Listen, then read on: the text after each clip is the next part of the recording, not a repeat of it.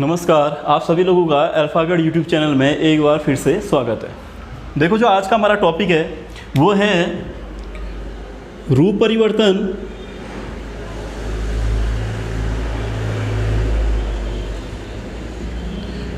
और विकार।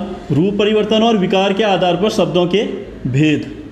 रूप परिवर्तन और विकार के आधार पर शब्दों के भेद, या हम इसको ऐसा भी कह सकते हैं व्याकरणीय प्रकाय के आधार पर शब्दों के भेद। अगर हम रूप परिवर्तन और विकार के आधार पर शब्दों के भेद देखें तो दो प्रकार के भेद हैं। पहला है हमारा विकारी शब्द। पहला हमारा क्या है? विकारी शब्द। शब्दों की परिभाषा इससे पहले मैं तुम्हें बता चुका हूँ। तो देखो, रूप परिवर्तन या विकार के आधार पर जो पहला भेद आता है हमारा विकारी शब्द आता है। दूसरा जो भेद है हमारा वो है अविकारी शब्द। वो क्या हमारा? अविकारी शब्द। तो देखो, विकारी शब्द और अविकारी शब्द क्या होते हैं? अगर मैं विकारी शब्दों की बात करूं तो विकारी शब्द उन शब्दों को कहा जाता है जो लिंग, वचन और कारक के आधार पर, जो लिंग, वचन और कारक के आधार पर अपना रूप परिवर्तन कर लेते हैं। कहने का मतलब, जिन शब्दों में लिंग, वचन और कारक के आधार पर बदलाव या परिवर्तन आ जाता है उन्हीं को कहा जाता है विकारी शब्द। यानी कि एक प्रकार का विकार उत्पन्न हो जाता है, उन्हें क्या कहा जाता है? विकारी शब्द। और अविकारी शब्द वो शब्द होते हैं जो लिंग, वचन या कारक के आधार पर अपना रूप परिवर्तन या जिनमें विकार उत्पन्न या जिनमें बदलाव नहीं होता है उन्हें कहा जाता है अविकारी शब्द। तो जो आज का हमारा टॉपिक है वो है हमारा विकारी शब्द। तो देखो, विकारी शब्द मैं तुम्हें बता चुका हूँ कि विकारी शब्द हमारे होते क्या हैं? जो लिंग, वचन और कारक के आधार पर अपना रूप परिवर्तन करेंगे उन्हें कहा जाता है हमारा क्या? विकारी शब्द। अब यहाँ पे देखो, जैसे मैंने एक शब्द लिखा लड़का। मैंने क्या लिखा? लड़का। अब देखो, मैंने कहा था लिंग, वचन और कारक किसके आधार पर? विकारी शब्द किसके आधार पर अपना रूप परिवर्तन कर लेते हैं? लिंग, वचन और कारक के आधार पर विकारी शब्द अपना रूप परिवर्तन कर लेते हैं या उनमें एक प्रकार का विकार उत्पन्न हो जाता है। अब जैसे मैंने शब्द लिखा लड़का, अगर मैं इसका लिंग परिवर्तन करूं तो ये हो जाएगा मेरा लड़की। ये क्या हो जाएगा? मेरा लड़की। ऐसे ही अगर मैं इसका वचन के आधार पर इसका परिवर्तन करूं तो ये हो जाएगा मेरा लड़के। लड़का मेरा एक वचन है, लड़के मेरा क्या हो गया? बहुवचन हो गया। ऐसे कारक के आधार पर ये हो जाएगा हमारा लड़कों। ये क्या हो जाएगा? हमारा लड़कों। तो याद रखना, विकारी शब्द हमारे ऐसे शब्द होते हैं जो लिंग, वचन और कारक के आधार पर अपना रूप परिवर्तित कर लेते हैं, उन्हीं को कहा जाता है विकारी शब्द। अब देखो, विकारी शब्दों के भेद। विकारी शब्दों के भेद या विकारी शब्द कितने प्रकार के होते हैं? अगर मैं बात करूं विकारी शब्दों के भेद तो विकारी शब्दों के 4 भेद होते हैं। या विकारी शब्द हमारे कितने प्रकार के होते हैं? 4 प्रकार के होते हैं। जो पहला है वो है हमारा संज्ञा। वो क्या है? हमारा संज्ञा। दूसरा है हमारा सर्वनाम। दूसरा हमारा क्या है? सर्वनाम। तीसरा आता है हमारा क्रिया। तीसरा क्या आएगा? हमारा क्रिया। और चौथा आता है हमारा विशेषण। क्या आएगा? हमारा विशेषण। तो ये इंपॉर्टेंट है। इंपॉर्टेंट क्यों है? तुमसे पूछा जाएगा विकारी शब्दों के कितने भेद होते हैं, या तुमसे पूछा जाएगा निम्नलिखित में से कौन सा विकारी शब्दों का भेद नहीं है। वहां पे तुम्हें 3 ऑप्शन दिए होंगे, संज्ञा, सर्वनाम, क्रिया, और यहाँ पे तुमको दे दिया होगा क्रिया विशेषण। क्या दे दिया होगा? क्रिया विशेषण। तो याद रखना, क्रिया विशेषण हमारा विकारी शब्द के अंतर्गत नहीं आता है। तो विकारी शब्दों के अंतर्गत क्या आएगा? हमारा संज्ञा, सर्वनाम, क्रिया और विशेषण आएगा। दूसरी चीज, तुमसे डायरेक्टली भी ऐसा पूछा जा सकता है विकारी शब्दों के कितने भेद होते हैं? 1, 2, 3 या 4। तो कितने भेद होते हैं हमारे? ये कितने हैं? टोटल 4। तो विकारी शब्दों के 4 भेद हैं, जिसके अंतर्गत हमारी क्या आती है? संज्ञा आती है, सर्वनाम आएगा, क्रिया आएगा और क्या आएंगे? हमारे विशेषण आएगा। तो आज का जो हम एक एक करके इन टॉपिक को पढ़ेंगे, तो आज का जो हमारा टॉपिक शुरू करने वाले हैं हम, वो है हमारा संज्ञा। वो क्या है? हमारा संज्ञा। तो देखो, संज्ञा किसे कहा जाता है? संज्ञा किसे कहा जाता है? अगर मैं संज्ञा की बात करूं, इसको बहुत सिंपल तरीके से, बहुत आसान भाषा में समझते हैं कि संसार में जितनी भी चीज़ें हैं उन सबका एक क्या है? नाम है। उनका क्या है? नाम है। और हिंदी व्याकरण में नाम को ही संज्ञा कहा गया है। किसे कहा गया है? नाम को ही संज्ञा कहा गया है। तो कहने का मतलब संज्ञा क्या होती है? संज्ञा किसी व्यक्ति का नाम, किसी वस्तु का नाम, किसी स्थान का नाम, किसी प्राणी का नाम, स्वभाव, दशा, अवस्था, सारे के सारे किसके अंतर्गत आते हैं? हमारे संज्ञा के अंतर्गत आते हैं। अब यहाँ पे देखो, मैंने संज्ञा की परिभाषा तुमको बता दी है। संज्ञा क्या होती है? हमारी हिंदी व्याकरण में नाम को ही संज्ञा कहा गया है। अगर मैं संज्ञा की बात करूं तो मैं फिर से बता रहा हूं, किसी व्यक्ति का नाम, किसी वस्तु का नाम, किसी प्राणी का नाम, किसी स्थान का नाम, दशा, स्वभाव और अवस्था भी हमारी किसके अंतर्गत आती है? संज्ञा के अंतर्गत ही आती है। अब देखो, संज्ञा के कितने प्रकार होते हैं या संज्ञा के कितने भेद हैं? संज्ञा के कितने भेद हैं? सबसे पहले जो संज्ञा का भेद आता है वो आता है हमारा व्यक्तिवाचक संज्ञा। वो क्या आएगा? हमारा व्यक्तिवाचक संज्ञा। अब यहां पे देखो, व्यक्तिवाचक संज्ञा क्या होती है? व्यक्तिवाचक संज्ञा कहने का अर्थ यह है कि जो संज्ञाएं किसी विशेष व्यक्ति, किसी विशेष वस्तु, किसी विशेष स्थान या किसी विशेष प्राणी का बोध कराएंगे वो कहलाएगी हमारी व्यक्तिवाचक संज्ञा। जैसे मैंने कहा राम, तो ये राम क्या हो जाएगा? मेरा व्यक्ति विशेष। क्या हो जाएगा? मेरा व्यक्ति विशेष। अब देखो, ये व्यक्ति विशेष क्यों है? अब देखो, राम नाम के कई लोग इस दुनिया में होते होंगे, ठीक है, समझ में आ रहा है। लेकिन मैं क्या कर रहा हूं, अगर मैं बात करूं यहाँ पे, मैं एक वाक्य के हिसाब से बात करूं, सेंटेंस यहाँ पे एक वाक्य बनाऊं। मैंने कहा राम ने रावण को मारा। राम ने रावण को मारा। अब यहाँ पे देखो, मैं इस राम की बात कर रहा हूं और इस रावण की बात कर रहा हूं, ठीक है। रावण तो क्या पता आजकल नाम नहीं होते होंगे, लेकिन अगर मैं राम की बात करूं तो राम बहुत सारे लोगों के नाम होते होंगे अभी वर्तमान में। लेकिन जब भी मैं ये सेंटेंस, ये वाक्य की बात करूंगा कि राम ने रावण को मारा, यहाँ पे देखो, अगर मैं राम को अंडरलाइन करूंगा और तुमसे पूछूंगी किस संज्ञा के अंतर्गत आएगी, तो ये व्यक्तिवाचक संज्ञा के अंतर्गत आएगा। क्यों आएगा? क्योंकि यहाँ पे मैं राम भगवान की बात कर रहा हूं जिन्होंने रावण को मारा था। समझ में आ रहा है? तो याद रखना, व्यक्ति विशेष, वस्तु विशेष, प्राणी विशेष या स्थान विशेष भी हमारे किसके अंतर्गत आएंगे? व्यक्तिवाचक के अंतर्गत आएंगे। ऐसे ही मैंने कहा दिल्ली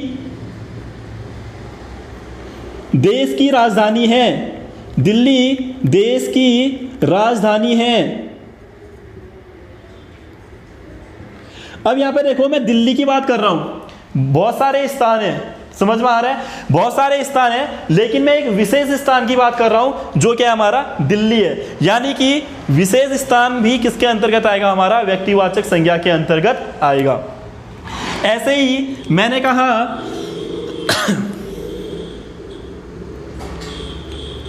अरावली सबसे प्राचीन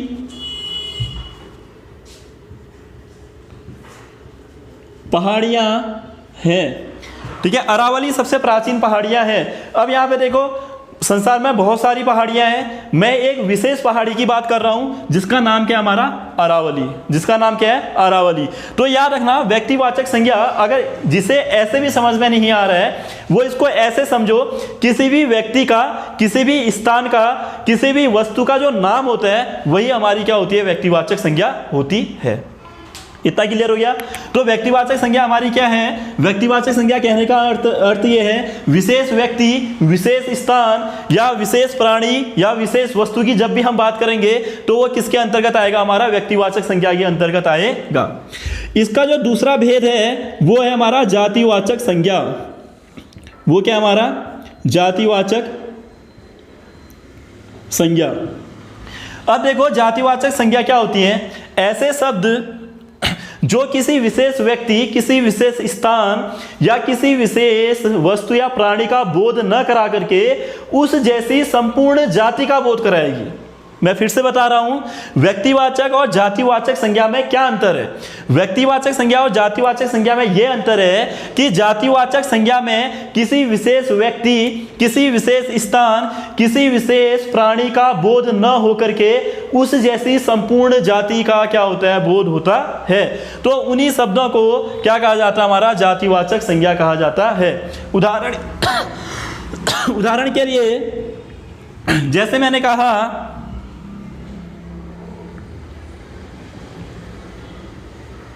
लड़के अच्छे होते हैं, तो यहां पर देखो लड़के, अब क्या है कि मैं क्या कर रहा हूं, मैं किसी एक विशेष लड़के की बात नहीं कर रहा हूं, मैं किसी एक विशेष लड़के की बात न करके संपूर्ण जो लड़के हैं उनकी क्या कर रहा हूं, बात कर रहा हूं। यानी कि यहाँ पे लड़कों की संपूर्ण जाति की बात हो रही है कि जितने भी लड़के होते हैं वो सारे के सारे क्या होते हैं, हमारे अच्छे होते हैं। तो याद रखना, जातिवाचक संज्ञा में संपूर्ण जाति का बोध होगा, किसी विशेष व्यक्ति का बोध नहीं होगा। ऐसे ही जैसे मैंने कहा नदी बहती है, नदी बहती है, ये नदी बहती है कहने का अर्थ ये है कि संसार में जितनी भी नदियां हैं वो सारी की सारी क्या होती है, हमारी बहती हैं। ये किसी विशेष नदी की बात नहीं, यहाँ पे बात नहीं हो रही है। तो यहाँ पे देखो नदी बहती है, तो नदी किस में आ जाएगा, मेरा जातिवाचक संज्ञा में। अब मैं ये बताना चाह रहा हूं कि अगर मैं यहाँ पे इस नदी का वास्तविक नाम लिख दूं, मैंने कहा गंगा, गंगा बहती है, तो यहाँ पे देखो ये जो गंगा है ये क्या है, हमारा हम विशेष नदी की क्या कर रहे हैं, बात कर रहे हैं। तो याद रखना ये हमारा इस कंडीशन में, इस अवस्था में क्या हो जाएगा, व्यक्तिवाचक संज्ञा कहलाएगी। लेकिन अगर मैं यहाँ पे ये कह दूं कि नदी बहती है, तो नदी बहती हमारा किस में आएगा, जातिवाचक संज्ञा में आ जाएगा। अब यहाँ पे अंतर समझो, अंतर क्या है कि देखो इस दुनिया में बहुत सारी चीजें, बहुत सारे व्यक्ति, जैसे मैंने कहा आदमी, अलग अलग प्रकार के आदमी हैं, स्थान अलग अलग प्रकार के स्थान हैं, नदियाँ अलग अलग प्रकार की नदियाँ हैं, पहाड़ अलग अलग प्रकार के पहाड़ हैं। उन पहाड़ों का, नदियों का, व्यक्तियों का, स्थानों का जो वास्तविक नाम है वो आएगा व्यक्तिवाचक संज्ञा में। वो किस में आएगा, व्यक्तिवाचक संज्ञा में। मैंने कहा पहाड़, मैंने कहा पहाड़, पहाड़ क्या हो जाएगा, जातिवाचक संज्ञा। अब मैं तुमसे कहता हूं अरावली की पहाड़ियां, अरावली, मैं उन पहाड़ियों का क्या ले रहा हूं, नाम ले रहा हूं, अरावली, तो वो किस में आ जाएगा, हमारा व्यक्तिवाचक संज्ञा में। अब देखो जातिवाचक संज्ञा के भी दो भेद हैं। जातिवाचक संज्ञा के कितने भेद हैं, दो भेद हैं। जो पहला भेद आता है इसमें वो आता है हमारा द्रव्यवाचक संज्ञा। वो क्या आएगा, हमारा द्रव्यवाचक संज्ञा। द्रव्यवाचक संज्ञा के अंतर्गत संसार में जितने भी पदार्थ हैं वो किसके अंतर्गत आएंगे, हमारे द्रव्यवाचक संज्ञा के अंतर्गत आते हैं। धातुएं, अधातुएं, सोना, तांबा, पानी, मिट्टी का तेल, घी, दूध, दही, सारे के सारे किस में आएंगे, हमारे द्रव्यवाचक, किस में आएंगे, द्रव्यवाचक संज्ञा में आएंगे। और याद रखना ये द्रव्यवाचक संज्ञा किसका भेद, हमारा जातिवाचक संज्ञा का ही हमारा क्या है, भेद है। दूसरा जो आता है वो आता है हमारा समूहवाचक।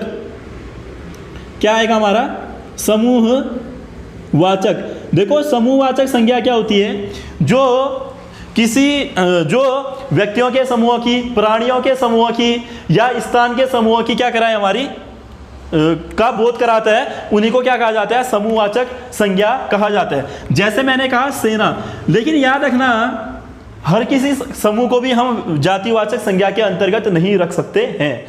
कहने का अर्थ ये है, जैसे मैंने कहा तुमसे कि हर किसी समूह को भी हम जातिवाचक संज्ञा के अंतर्गत या समूहवाचक संज्ञा के अंतर्गत नहीं रख सकते हैं। कहने का अर्थ ये है कि याद रखना ये समूह, वो समूह की बात चल रही है जिसका उद्देश्य एक ही होगा। फॉर एग्जाम्पल, उदाहरण के लिए मैंने कहा सेना, सेना में हजारों लाखों लोग रहते हैं, सैनिक होते हैं हमारे, उनका उद्देश्य क्या होता है, एक ही उद्देश्य होता है, देश की सुरक्षा। तो याद रखना ऐसा नहीं कि कोई भी चीज जो समूह में है वो हमारी समूहवाचक संज्ञा के अंतर्गत आ जाएगी, ऐसा भी नहीं है। होगा क्या यहाँ पे, याद रखना समूहवाचक संज्ञा के अंतर्गत वो समूह आएंगे, उन व्यक्तियों का समूह आएगा, उन स्थानों का समूह आएगा या उन प्राणियों का समूह आएगा जिनका उद्देश्य क्या होगा, हमारा एक ही होगा। जैसे इसका दूसरा एग्जाम्पल मैंने लिख दिया, उदाहरण लिख दिया, मैंने कहा कक्षा। क्या लिखा, कक्षा। अब देखो कक्षा में जितने भी बच्चे बैठे रहेंगे उनका एक ही उद्देश्य होगा, पढ़ना। उनका उद्देश्य क्या होगा, पढ़ना। तो याद रखना जातिवाचक संज्ञा के कितने भेद होते हैं, हमारे दो भेद होते हैं, द्रव्यवाचक और समूहवाचक। अब देखो संज्ञा में जो नंबर कटते हैं वो इसी वाले पोर्शन में कटेंगे। कैसे कटेंगे, मैंने तुमसे कहा मिट्टी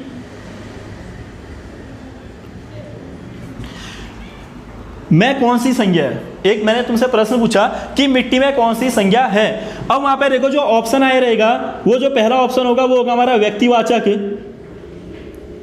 दूसरा हमारा होगा जातिवाचक, तीसरा होगा हमारा भाववाचक और चौथा होगा इनमें से कोई नहीं। तो याद रखना यहां पे हमारा ऑप्शन, दो ऑप्शन आ रहे हैं, एक तो इनमें से कोई नहीं, दूसरा हमारा जातिवाचक। तो बहुत सारे लोग टिक मार करके आ जाएंगे इनमें से कोई नहीं। वो टिक इसलिए मार के आएंगे क्योंकि उनको पता है कि मिट्टी हमारी किसके अंतर्गत आती है, द्रववाचक के अंतर्गत आती है। लेकिन यहाँ पे ये देखने और समझने वाली बात है कि ये जो द्रववाचक संज्ञा है ये किसका भेद है, हमारा जातिवाचक का ही तो भेद है। कहने का अर्थ ये है ये द्रववाचक संज्ञा और समूहवाचक संज्ञा भी हमारी जातिवाचक संज्ञाएं ही हैं। तो जो इसका उत्तर होगा वो होगा हमारा क्या, जातिवाचक संज्ञा, न कि इनमें से कोई नहीं। क्लियर हो गया इतना। मैं फिर से बता रहा हूं कि द्रववाचक संज्ञा और समूहवाचक संज्ञा हमारे किसके भेद है, जातिवाचक संज्ञा के ही भेद हैं। अगर कभी भी प्रश्न में तुमसे पूछा रहेगा कि निम्नलिखित में से कौन सा समूहवाचक है या कौन सा हमारा द्रववाचक है, और उसमें तुम्हारे द्रववाचक और समूहवाचक ऑप्शन में नहीं आएगा और जातिवाचक ऑप्शन में आया होगा, तो याद रखना तुम्हें जातिवाचक में क्या लगाना है, टिक लगाना है। इतना क्लियर हो गया। इसके बाद देखो जो हमारी तीसरी संज्ञा आती है वो आती है हमारी भाववाचक संज्ञा। तीसरी जो संज्ञा है वो हमारी कौन सी है, भाववाचक संज्ञा। अब देखो भाववाचक संज्ञा क्या होती है, जैसे मैंने कहा कि दशा, अवस्था और स्वभाव, दशा, अवस्था और स्वभाव का बोध कराने वाले शब्द किसके अंतर्गत आएंगे, हमारे भाववाचक संज्ञा के अंतर्गत आएंगे। अब यहाँ पे देखो कि भाववाचक संज्ञा के बारे में थोड़ा सा मैं बता दूं कि भाववाचक संज्ञा है क्या। देखो भाव क्या होता है, भाव एक अमूर्त विचार है। अमूर्त विचार है कहने का अर्थ ये है कि भाव को न तो आप देख सकते हो न तो आप उसको छू सकते हो। समझ में आ रहा है। मैंने कहा भाव को आप न तो देख सकते हो न तो आप उसे छू सकते हो। कहने का मतलब किसी का स्वभाव, अवस्था और दशा, किसी के स्वभाव को आप क्या कर सकते हो, उसे महसूस कर सकते हो, लेकिन आप उसके स्वभाव को छू नहीं सकते हो। किसी की दशा या किसी की अवस्था को आप महसूस कर सकते हो, उसे आप देख नहीं सकते हो, आप उसे छू नहीं सकते हो। तो याद रखना ऐसे शब्द जो हमारे किस में आएंगे, भाववाचक संज्ञा के अंतर्गत आते हैं। जैसे उदाहरण के लिए मैंने कहा इंसानियत, मैंने क्या कहा, इंसानियत। अब देखो ये इंसानियत हमारी क्या हो गई, भाववाचक संज्ञा है। अब भाववाचक संज्ञा कहने का मतलब इंसानियत को आप छू सकते हो या इंसानियत को आप देख सकते हो, तो उससे क्या करा जा सकता है, महसूस किया जा सकता है। इसलिए भाववाचक संज्ञाओं के अंतर्गत दशा, स्वभाव और किसे रखा जाता है, अवस्था को रखा जाता है। ऐसे शब्द जो दशा, स्वभाव और अवस्था का बोध कराएंगे वो आएंगे हमारे किसके अंतर्गत, भाववाचक संज्ञा के अंतर्गत आते हैं। अब यहाँ पे देखो भाववाचक संज्ञा के अंतर्गत जो शब्द आते हैं, अब तुमसे एक यहाँ पे प्रश्न बनता है कि भाववाचक संज्ञाएं कितने शब्दों के साथ मिलकर के बनाई जाती हैं। तो याद रखना जो भाववाचक संज्ञाएं बनाई जाती हैं वो सबसे पहले आएगा हमारा जातिवाचक संज्ञा। क्या आएगा हमारा, जातिवाचक संज्ञा। यहां पे मैंने जातिवाचक लिखा, यहां पे मैंने लिखा भाववाचक संज्ञा। ठीक। अब देखो मैं ये कहना चाह रहा हूं कि तुमसे पूछा जाएगा भाववाचक संज्ञा का निर्माण कितने शब्दों से होता है, तो कितने शब्दों से होता है, जातिवाचक संज्ञा से होगा, क्रिया से होगा, विशेषण से होगा, हमारा क्या बोलते हैं ये अव्यय से भी हमारा क्या होता है, भाववाचक संज्ञाओं का क्या होता है, हमारा निर्माण होता है। तो 5 शब्द हैं जिनसे हमारी क्या होती है, भाववाचक संज्ञाएं बनाई जाती है। उनमें से जो पहला है हमारा वो है जातिवाचक संज्ञा। जातिवाचक संज्ञा से कैसे, जैसे मैंने कहा बचपन, मैंने क्या कहा, मैंने कहा बच्चा, मैंने कहा बच्चा। अब देखो ये बच्चा मेरी क्या है, जातिवाचक संज्ञा है। इससे भाववाचक संज्ञा क्या इससे बनेगी हमारी, बचपन। क्या बनेगी, बचपन। तो याद रखना किसी भी शब्द से भाववाचक शब्द जो संज्ञा बनाई जाती है वो उसमें प्रत्यय ही जोड़ करके बनाई जाती है। वो क्या इससे बनाई जाती है, प्रत्यय जोड़ करके, आ, ई, ठीक है, पन, जैसे मैंने यहाँ पे पन क्या लगा दिया, प्रत्यय लगा दिया। तो इन प्रत्ययों को जोड़ करके क्या बनाई जाती है, भाववाचक संज्ञाएं बनाई जाती हैं। जैसे बच्चा का क्या हो गया, बचपन। ऐसे मैंने कहा इंसान, ऐसे मैंने क्या कहा, इंसान। अब देखो यहाँ पे क्या आ जाएगा मेरा, इंसानियत। क्या आ जाएगा, इंसानियत। तो यहाँ पे देखो मैं प्रत्यय लगा करके क्या बना रहा हूँ, भाववाचक संज्ञाओं का क्या कर रहा हूँ, निर्माण कर रहा हूँ। अब इसके बाद देखो ये तो जातिवाचक संज्ञा से हमारी क्या बन गई, भाववाचक संज्ञा बन गई है। इसके बहुत सारे उदाहरण हो सकते हैं, मैं सारे के सारे उदाहरण तुमको यहाँ पे बताना पॉसिबल नहीं है। तो जातिवाचक संज्ञा में तुम्हें सिर्फ इतना याद रखना है, जब तुम जातिवाचक संज्ञा में प्रत्यय लगाओगे तो हमारा क्या बनेगा, भाववाचक संज्ञा बन जाएगी। और याद रखना 5 शब्दों से हमारी क्या बनती है, भाववाचक संज्ञा बनती है। पहला शब्द हमारा कौन सा हो गया, जातिवाचक संज्ञा। दूसरा जो शब्द आता है वो आता है हमारा सर्वनाम।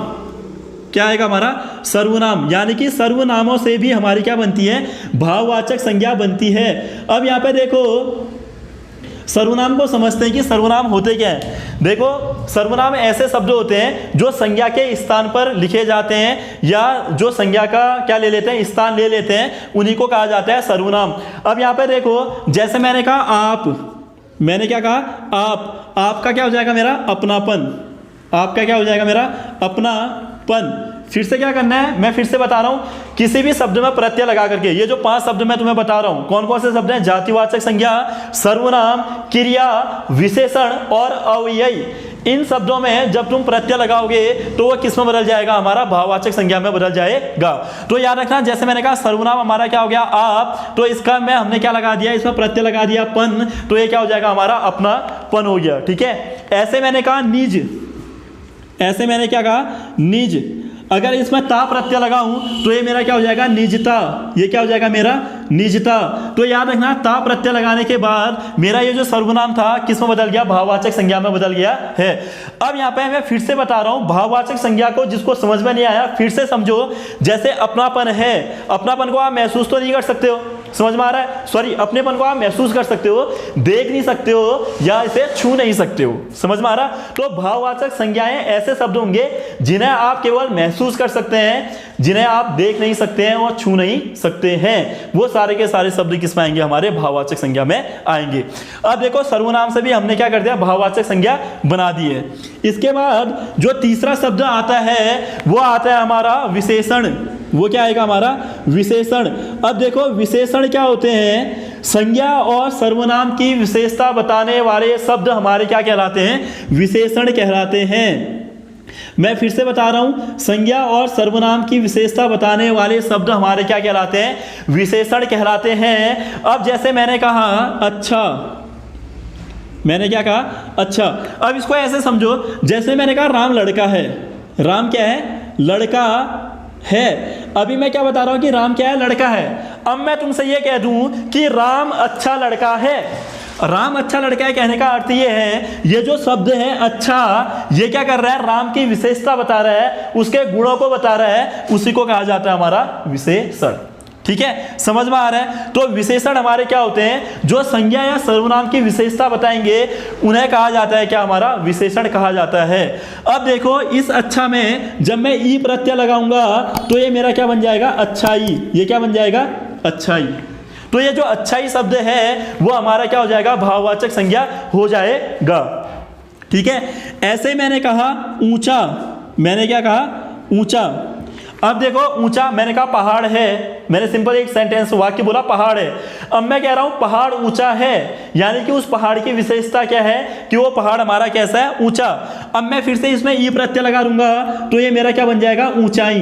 ये क्या बन जाएगा हमारा, ऊंचाई। न तो तुम अच्छाई को देख सकते हो, न तो तुम ऊंचाई को देख सकते हो, न तो तुम अच्छाई को छू सकते हो, न तो तुम ऊंचाई को छू सकते हो। मैं फिर से बता रहा हूं, भाववाचक संज्ञा एक अमूर्त विचार है, इसे सिर्फ महसूस कर सकते हो।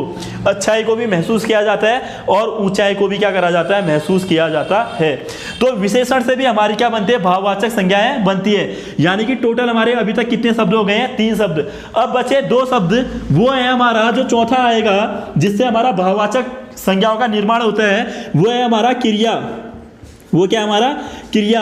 देखो क्रिया क्या होती है, कर्ता के द्वारा किए जाने वाला कार्य हमारा क्या कहलाता है, क्रिया कहलाता है। अब यहाँ पे मैं क्रिया की थोड़ी सी बात बता देता हूँ कि जितने भी शब्द हमारे ना से खत्म होते हैं, जैसे पढ़ना, लिखना, खाना, पीना, सोना, गाना, नहाना, ये सारे के सारे हमारे किस में आएंगे, क्रिया के अंतर्गत आते हैं।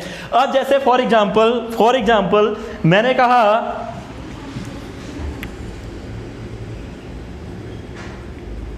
भटकना, मैंने क्या कहा, भटकना। अब इस क्रिया से भाववाचक संज्ञा कैसे बनेगी,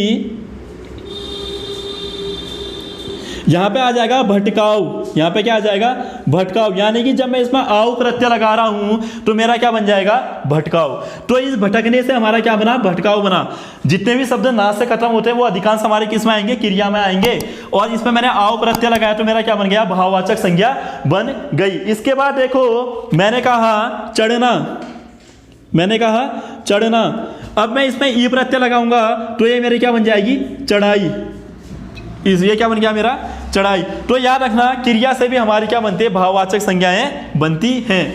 जो पांचवा और अंतिम शब्द आता है जिससे भाववाचक संज्ञाएं बनती हैं वो है हमारा अव्ययी, वो है हमारा क्या अव्ययी। और याद रखना अव्ययी जैसे मैंने तुमसे कहा था कि विकारी शब्द और अविकारी शब्द, अविकारी शब्दों को ही हमारा क्या कहा जाता है अव्ययी कहा जाता है, यानी कि ऐसे शब्द जो लिंग वचन और कारक के आधार पर हमारे क्या नहीं होते हैं, जिनमें परिवर्तन नहीं होता है, उन्हें अव्ययी या क्या कहा जाता है हमारा अविकारी शब्द कहा जाता है। अब देखो अविकारी शब्दों से हमारी भाववाचक संज्ञा कैसे बनेगी, फिर से तुमको क्या करना है कि इस अवयव में प्रत्यय लगा देने हैं, इस अवयव में क्या लगा देना है प्रत्यय लगा देना है, तो तुम्हारा क्या बन जाएगा भाववाचक संज्ञा बन जाएगी। जैसे मैंने कहा दूर, जैसे मैंने क्या कहा दूर, दूर का जो हमारा भाववाचक संज्ञा बनेगा वो क्या बनेगा हमारा दूरी, वो क्या बनेगा हमारा दूरी। दूर हमारा अवयव है, इसको हम लिंग वचन और कारक के आधार पर बदल नहीं पाएंगे, तो इससे हमारा क्या बनेगा दूरी बनेगा भाववाचक संज्ञा।